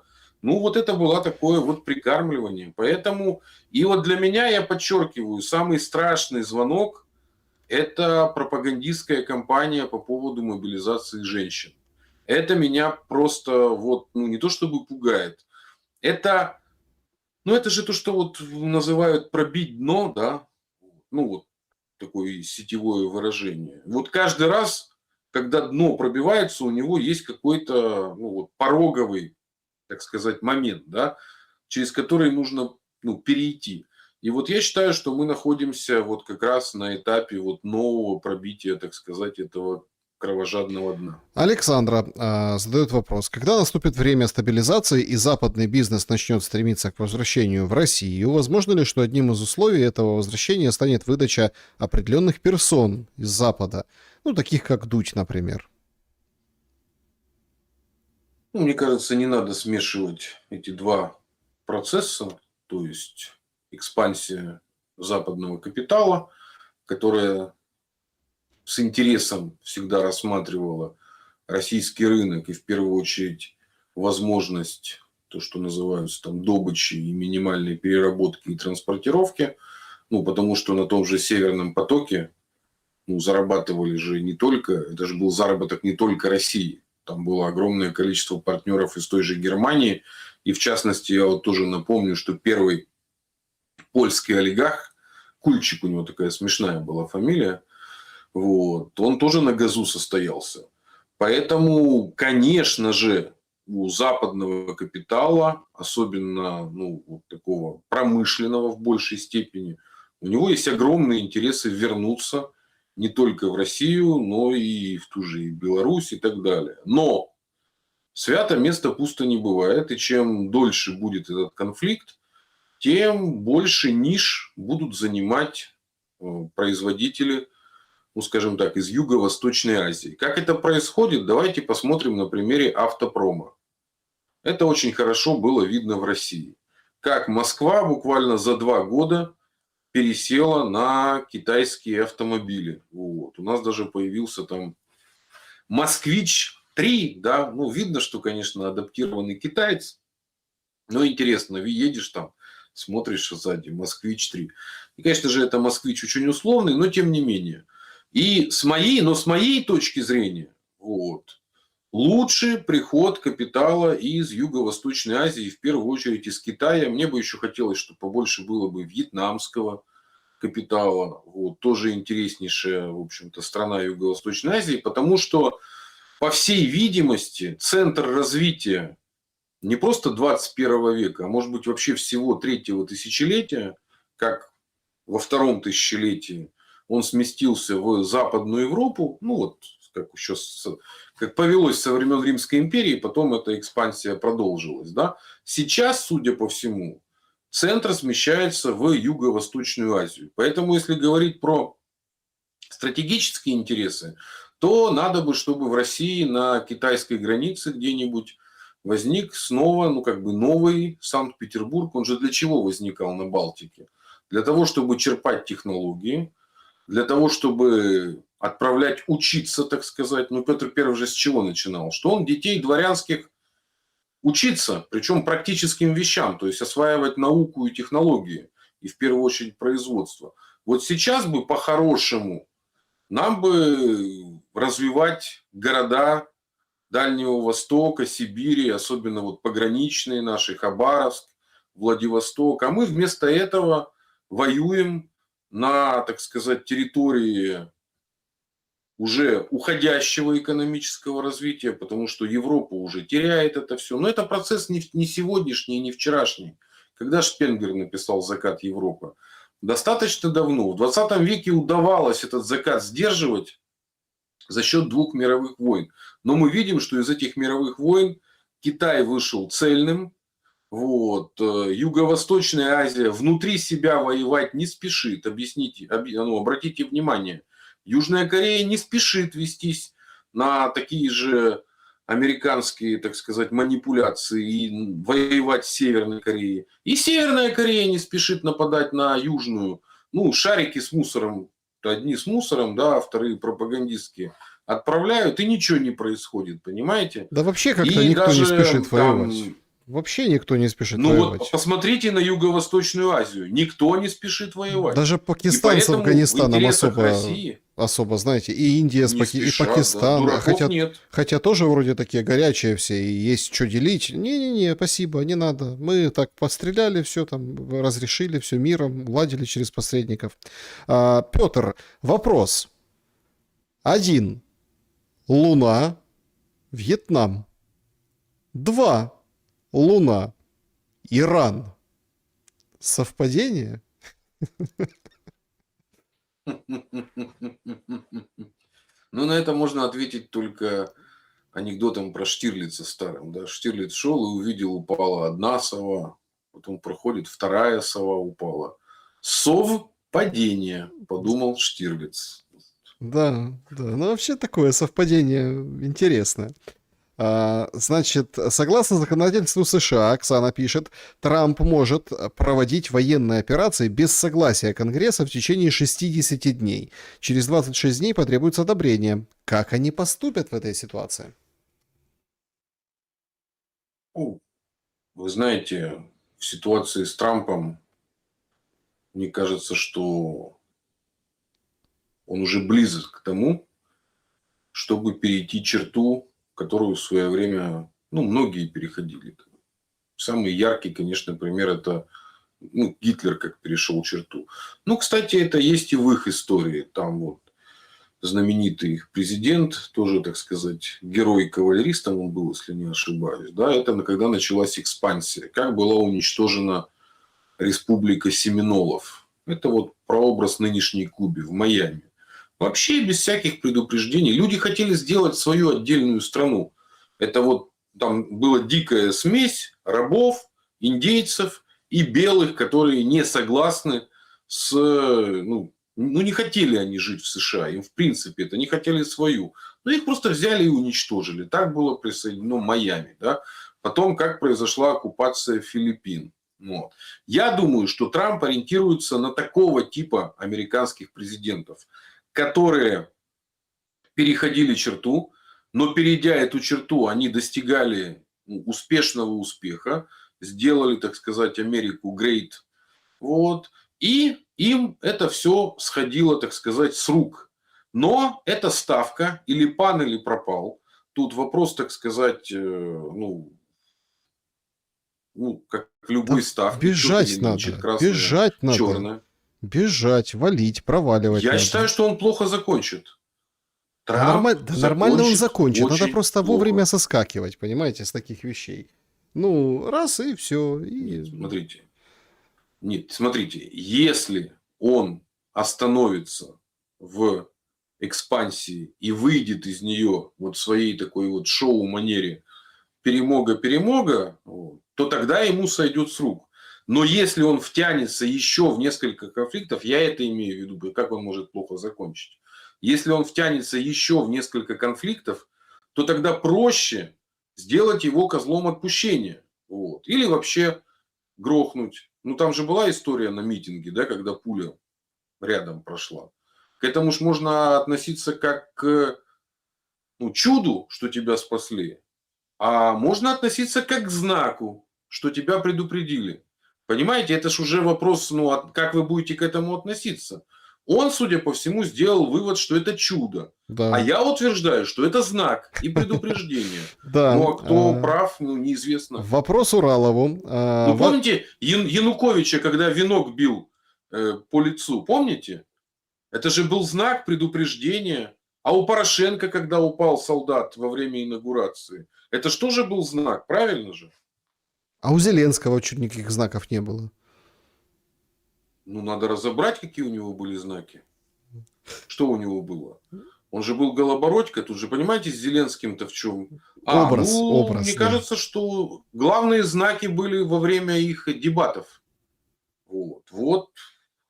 Угу. Это оно и было. Вопрос, Что стране уготовили. вопрос Уралову. Ваша версия настоящих причин ограничения интернет-ресурсов в России? Ну, какая у меня версия? Я ее многократно излагал. Первое. Сначала превратили страну в проходной двор, вот, где можно все. Потом, так сказать, дошли до точки, увидели какой-то проходной двор и начали в срочном порядке латать дыры в заборе. Да? Ну, двор-то в принципе проходной. И вместо того, чтобы, так сказать, активно заниматься пилением своего контента, ну, скажем так, да, вот, начали запрещать. Это простой путь. Плюс это путь русский. Тут далеко ходить не надо. Открываем хоть Салтыкова-Щедрина, хоть других классиков. Это свойство нашей, так сказать, военно-бюрократической империи. Но еще есть второй фактор.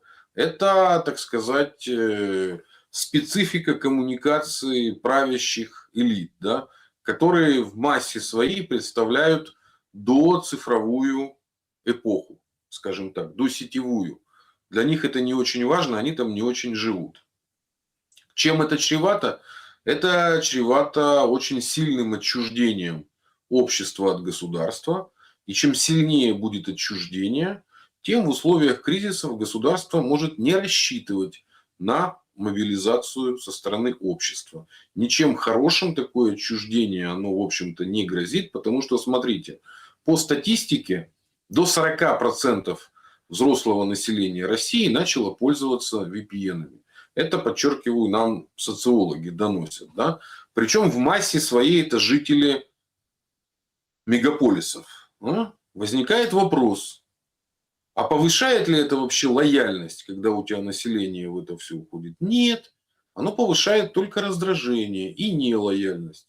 Поэтому, с моей точки зрения, в когнитивной войне, которую наши государства не признают, у нас доктрина только информационной войны, это, ну, скажем так, просчет, Да, ошибка, вот, ну, такие вот. смотрите, то есть спасибо большое. Да, напомнили, а то мы так как-то дискутируем с вами уже 1,5 часа, и я должен был, наверное, это сказать прежде всего. Спасибо большое чату трансляции. Упало удостоверение на пол во время инаугурации у Зеленского. М, Вот оно что. Было. То есть мы так как-то... Это я так как-то вопрос задал. Было. То есть, ну, в общем... Спасибо, что напомнили. Спасибо, это очень здорово, поэтому любим мы с вами общаться, уважаемые друзья, спасибо большое. Ну, это Пауль, ну, в общем, непонятно у меня сейчас, извините, такой режим, могу ошибиться, но спасибо большое, что напомнили. Так, значит, вопрос Семену, очень простой банальный, простой по Ближнему Востоку. Кто жертва на Ближнем Востоке? Агрессор? Кто? Жертва-агрессор, если в этой дихотомии. Ну, я, конечно же, можете меня считать предвзятыми, но с моей точки зрения главный агрессор на Ближнем Востоке – это сионистское образование, как его называют в Иране. Нельзя ни в коем случае всех израильтян туда записывать, да, потому что многие ехали в Израиль, особенно вот из числа, например, моих одноклассников, там, однокурсников, еще соседей. Именно то, что называется, выбор был в пользу более богатой и обеспеченной жизни, особенно в 90-х. Но, собственно, для того, чтобы понять, кто агрессор, посмотрите на карты. Вот. Как страны были, так сказать, в какие границы были странам нарезаны по решению ООН послевоенного. А это были самые важные решения, потому что считалось, что вот мы как бы разделились на два блока, мы не должны воевать, мы должны как-то договариваться. Вот посмотрите на карты Израиля там 67-го или какого года, да, когда его легализовали.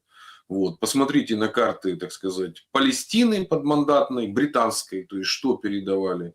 И посмотрите на карты союзных стран и, самое главное, на Палестины. И второй, посмотрите на, так сказать, этнический состав городов, да, вот, ключевых, там же есть главные города, там Дамаск, прочее. Ну вот посмотрите, во что, как Тель-Авив изменился, как Иерусалим изменился. И вы поймете, кто проводит экспансию, а кто ее не проводит. Это, с моей точки зрения, самый главный показатель, потому что экспансия на территории государств, скажем так, инокультурных, это признак агрессии. Потому что экспансия похожих, да, одной культуры стран, это, скорее всего, в большей степени гражданская война. Вот и все. А Израиль не ведет ни с кем гражданскую войну. Он ведет такую наступательную, постепенную. Но я бы тут зрителю что бы советовал. Мы разбирали еще на тупичке, но не с Дмитрием Юрьевичем Пучковым, а с Дементием. У меня была такая рубрика, когда я много был времени в Петербурге и, так сказать, позволял, получалось. Мы разобрали книгу «Трансформация войны» Мартина ван Кревельда. Это профессор Иерусалимского университета, он, кстати, и в России читал лекции. Я рекомендую либо прочитать эту книгу, либо посмотреть наш разбор. Там неприкрытый сионизм прям под видом философии, да, он прямо объясняет, что такое война в философии Запада. Израиль раскрывает позицию. Там все проходит, прям он открыто называет вещи своими именами. Так же, как сейчас, которого вы цитировали, показывает камеры для убийства. Да? То есть Да. это ничем не отличается от того, как Гиммлер хвастался душегубками. Я, кстати, сейчас же нахожусь в Краснодаре. Тут же что интересный факт. Впервые душегубки были применены как раз в Краснодаре. Ну и в Краснодаре же состоялся первый суд, здесь была очень краткая оккупация, но она тем не менее была. Вот первый суд над пособниками. Поэтому, отвечая на ваш вопрос, посмотрите на Ближний Восток, кто и как доминировал в регионе, и вы сами все поймете. Да, друзья, сами все поймут. Значит, так, просили здесь вот такой вопрос вам. А как называется уничтожение русской культуры Путиным? Как назвать? Продажа Родины? Спрашивает с претензией вам пользователь. Типа Ну, это не вопрос, Уралов. это вопрос в стиле, как давно вы перестали пить коньяк по утрам. Ну да. На него нельзя, в принципе, отвечать. Вот. Кризис русской культуры начался году в 85-86. Вот. Ну вот давайте так говорить. И до сих пор это одна из разорванных мировых культур. Потому что большинство жителей Украины, они были носителями в том числе тоже русской культуры. И путем противопоставления Украины, украинской культуры как культуры региональной и русской культуры как мировой, их превратили в, ну, по Пучкову, как это, в малолетних дебилов. И это не потому, что, ну, люди плохие. Я это видел, говорю, еще на улицах в Одессе и в Харькове, когда вот дети делают, ну, какие-то надписи на домах, да, они писали по-русски украинскими буквами и не очень грамотно. То есть потеряна была и одна культура, и вторая, а потом еще и была противопоставлена. Это же произошло в Грузии, это же произошло в Молдавии. То есть по факту миллионов, ну, под 100 вот, бывшего Советского Союза, это, ну, люди, либо утратившие русскую культуру, либо ее воспроизводящие сейчас в очень такой, ну, деградировавшей форме. И вот это действительно трагедия. Так, значит, вот такой вопрос. 22 марта начались налеты на Усть-Лугу. Почему до сих пор власти не озвучили, с территории какого государства залетали в Россию дроны? Нет технической возможности или это такая дипломатия? Ну, я думаю, что надо еще Второе, точно скорее всего. установить это. Я думаю, Ну, скорее всего, нет, второе. смотрите, у нас просто, у нас культура же какая вот в России. Культура бюрократически, так сказать, легитимистская. Поэтому пока не будет, ну, стопроцентной, так сказать, гарантии уверенности и предъявления фактов, будет соблюдаться вот эта дипломатическая предосторожность. Потом, когда выкатят, все факты соберут, и прям будет предметно можно, так сказать, показать всему миру и свидетелям, тогда, наверное, они это сделают. Мгм. Вот мне пишут там, Саша, прочитай мой вопрос. Улетел ваш вопрос. Вот это, наверное. Карабахская война была в 20-м, агрессия на территории Армении в 22-м. В результате военных действий азербайджанские силы захватили территорию внутри самой Армении тоже. ОДКБ до сих пор никак не отреагировала. Почему? Ну, это, в принципе, вопрос Пашиняна, да, то, что мы говорили, то, что мы обсуждали. Ну, прочитал. Ну, то есть, почему? Потому что не среагировали. Ну как, почему? Потому же, почему среагировали в Казахстане? Потому что был запрос, так сказать, на конкретные действия. Тут как, если вы сами не начали, ну, сопротивляться. Ну, там речь шла о том, что зашли на какую-то часть районов, да, но Да. по факту же никто войну не объявлял Армении, правильно? И Армения не объявляла войну Азербайджану.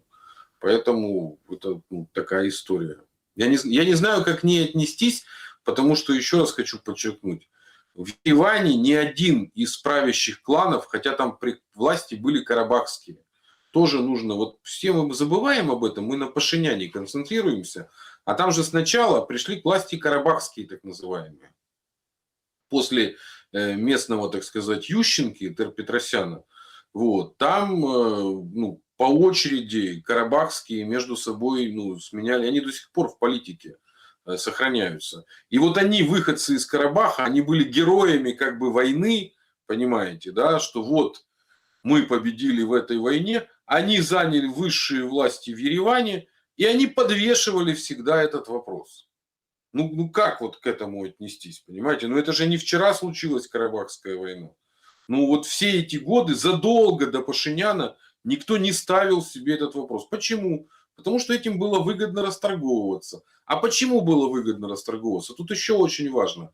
Потому что они же кроме Карабаха еще захватили, тогда они этим бахвалились. Я в Армении, я не эксперт в Армении, всего пару раз был. Вот.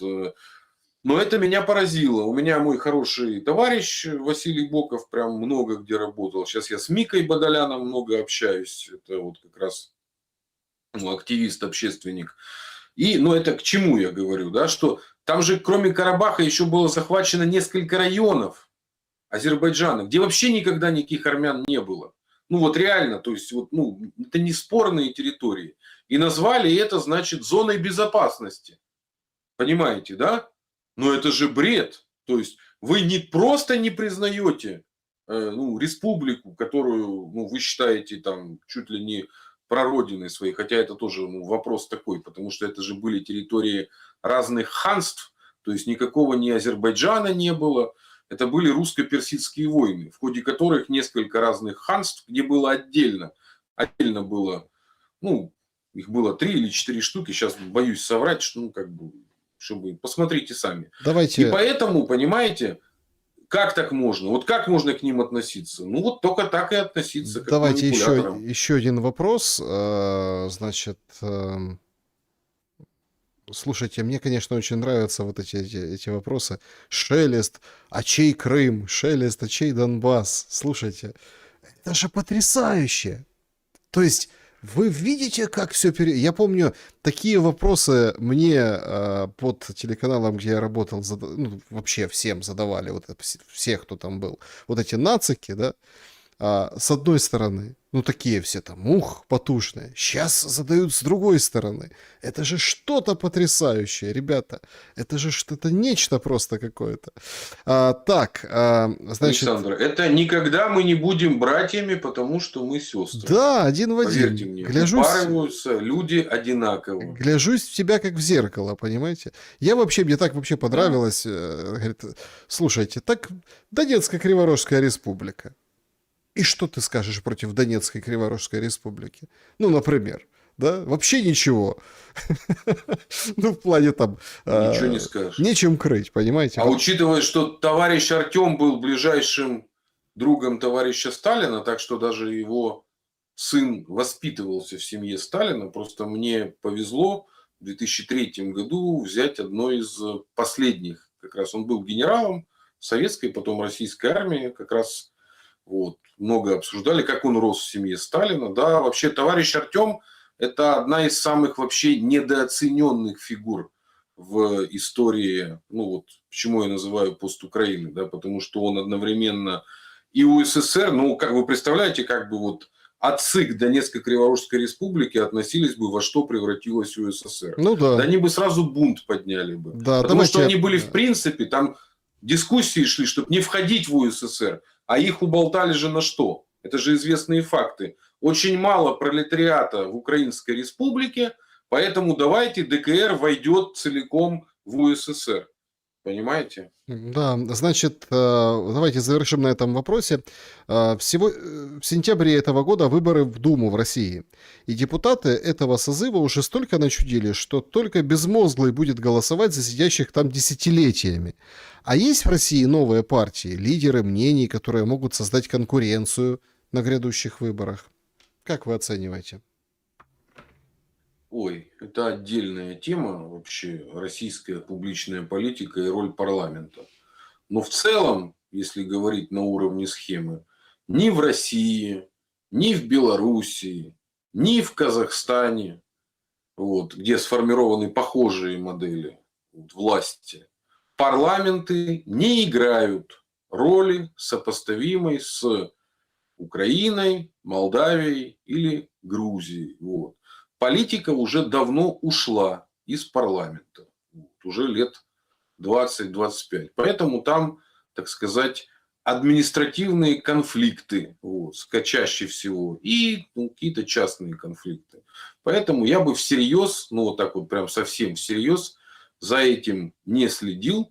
Почему? Потому что по вопросам, так сказать, стратегическим и которые согласуются с центральной властью, под козырек отдают все фракции и, ну, и будут дальше отдавать. Но это специфика нашего, так сказать, культурного наследия, которое тянется еще из империи российской. Ничего не менялось у нас в Союзе Советском и в постсоветских странах, которые сохранили, назовем это так, русской моделью власти, такой классической, да, вот. Ну, там есть больше ордынское, так сказать, ядро, а есть византийское. Ну, вот если так на уровне метафор говорить, да, кто к чему больше тяготеет.